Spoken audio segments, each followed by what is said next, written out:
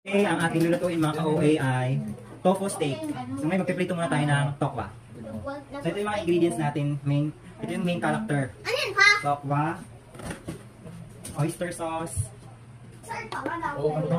green chili na green, kamatis, bawang at saka hindi, bawang at saka onion. Tapos may 4, 5. spring onion din tayo. Pati mo? 1, 2, 3, 4. Opo. Ano to pa? Pa? Oh. Ano to ah?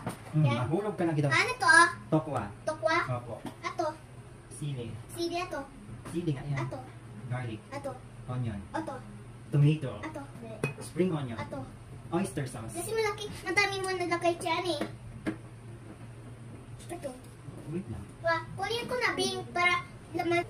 Budgetarian lang to mga ka-OA. Budget lang to kasi tofu lang ito. Or tokwa lang. Hindi naman ganun kamahal to. Lagyan natin yung tokwa.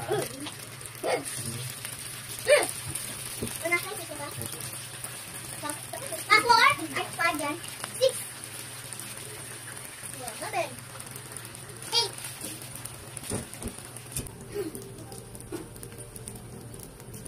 8. Hello guys, ganon. Magluluto tayo ng tofu steak.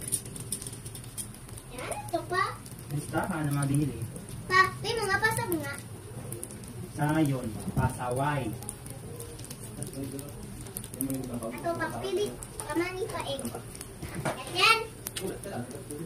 Ako ulit. Pa, dito lang ha. Ako, dito lang ha. Dito. Sa malay. Ako, talino. Ako, pili egg. Eliza, rubber stamp, stick, kalabot. At ano? Sing mo na ito, sing. Payang pakilim.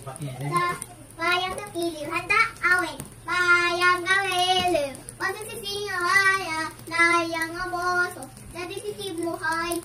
Lupang hariram. Pinalagigid na na. Lupang hariram. Lalalo. Sawami ko.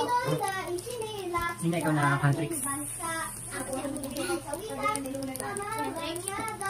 Ang Pinoy na mayroon. Ibang pambansa. Ang gamit ko ay